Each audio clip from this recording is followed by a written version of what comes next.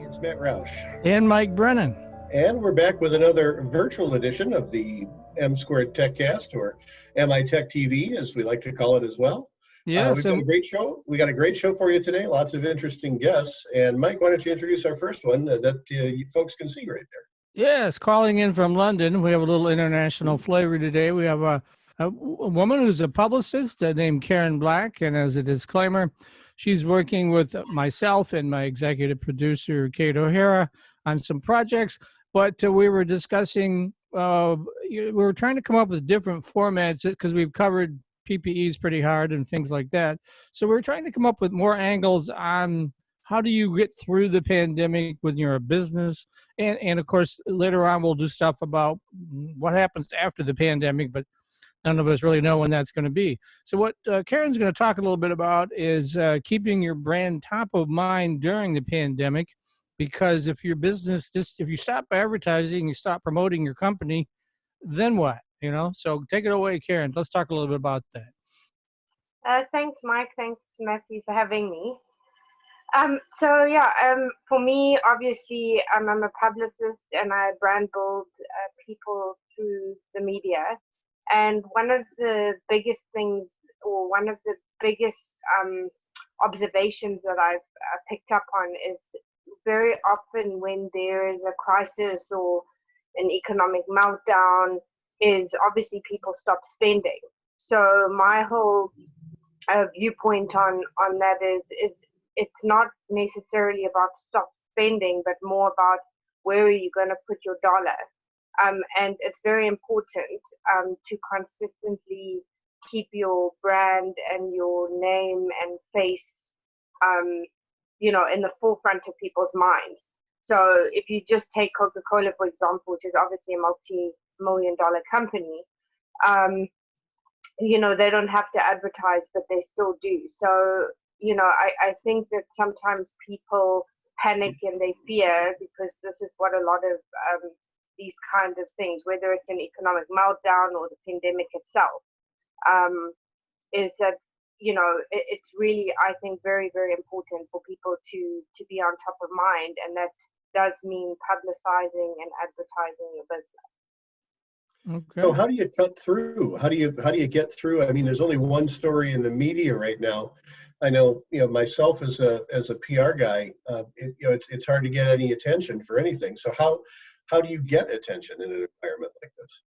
Well, I mean, I think the whole thing is that you really have to get to the story and the name and the face behind the brand, because as you know, if your product and your business speaks for itself, people really want to know the story. So if for example, you take, an Elon Musk or a Sarah Blakely, a lot of what sold them and what's kept them at the forefront is their actual story, and the name and the face behind the brand. So, it's about, taking those people, not only, sharing their entrepreneurial story, which a lot of people know, but also to talk about how they have had to adapt in in this environment, and what they've had to do in order to keep their name and their brand in the forefront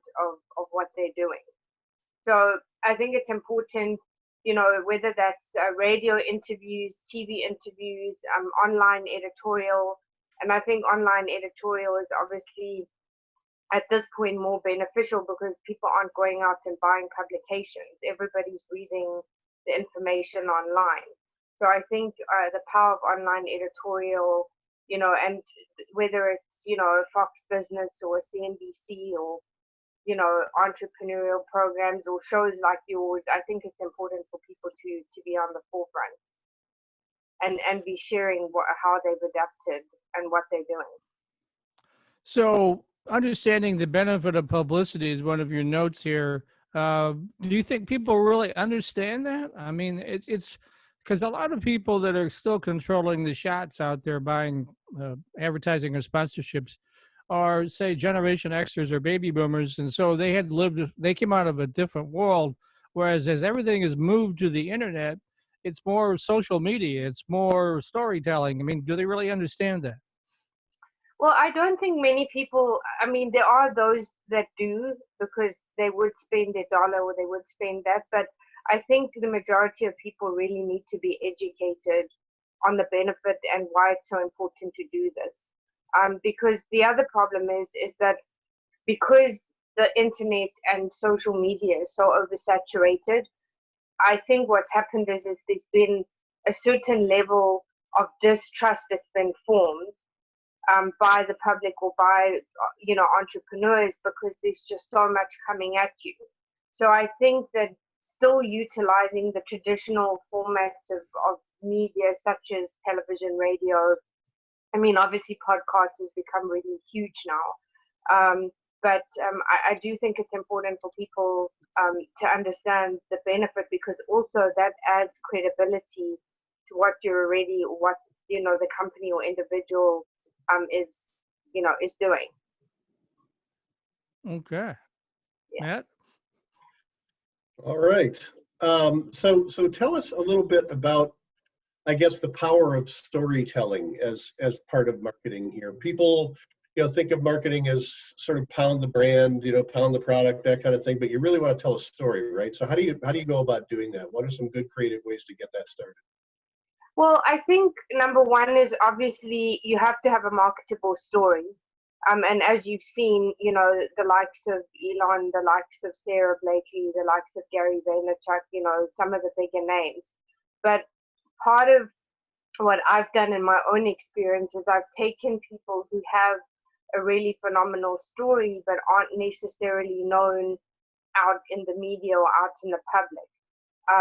And what I'm trying to do is raise the profile of the entrepreneur, because many people, as you know, will look to billionaires and millionaires, but most people can't even put $1,000 in their pockets. So what I'm trying to do is show people, that there are some amazing entrepreneurs, some amazing specialists in their field that haven't necessarily been seen in the public eye, but they're doing phenomenal things.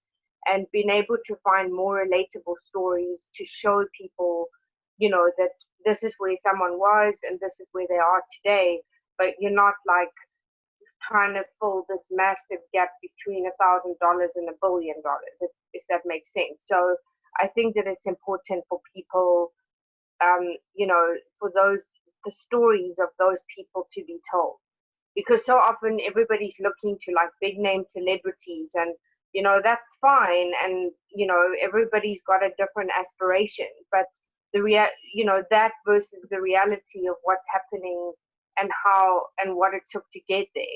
And I think that there are many people, as I've said, who are climbing and doing great things, but really need the platform and need to be able to share those stories. And that's where I've kind of filled the gap.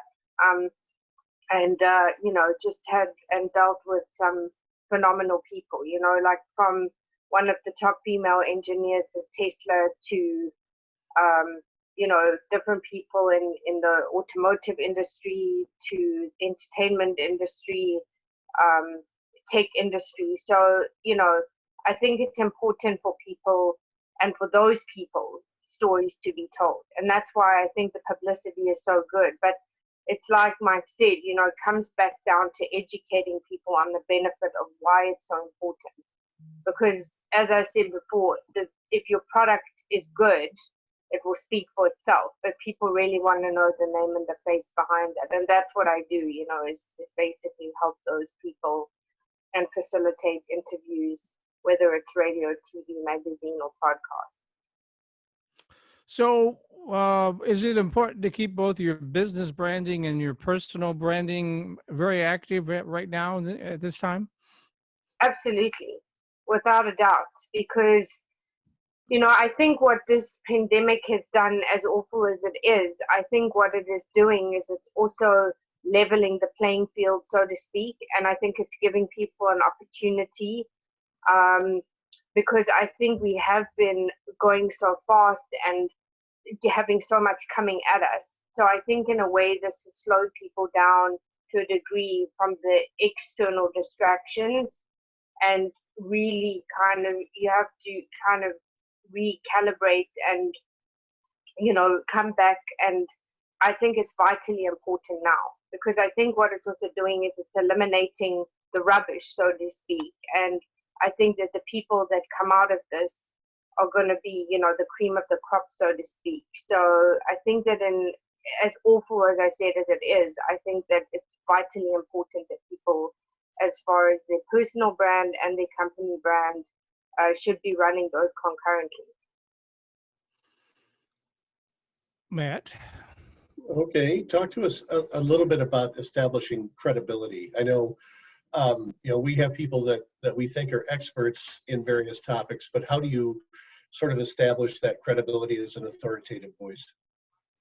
Well, that's I think, very important question, and I think it's a very relevant question.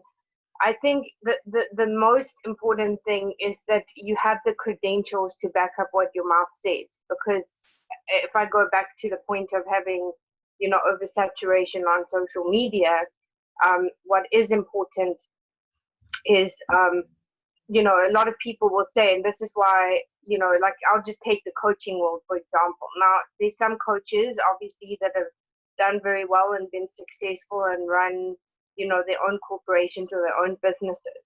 But for a lot of these people, everybody was a coach, everybody is an author, but then they're living in their grandmother's garage and they don't have two pennies to rub together. So I think that I'm just telling it like it is, because I think it's important, and so everything is about, proof of work that you've done. It's the same as me going to a financial advisor who's broke and asking him to give me financial advice. Like, why would I do that? So it's the same applies to publicity.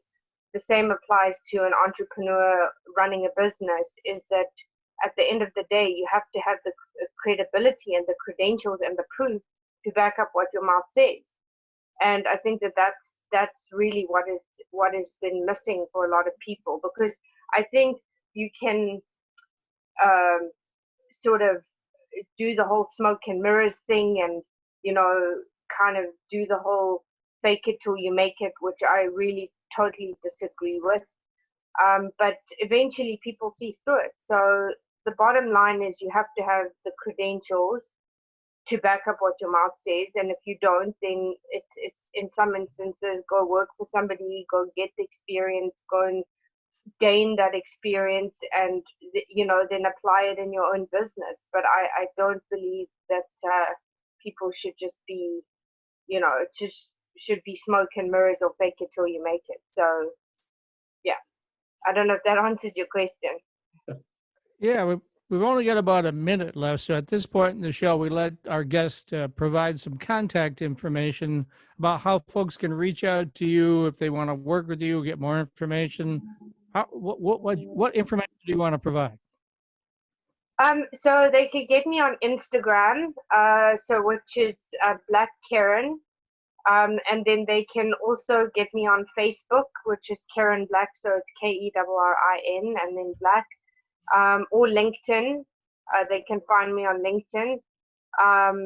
Or they can send me an email at Karen@talentfinders.com. Okay. Thanks very much, Karen.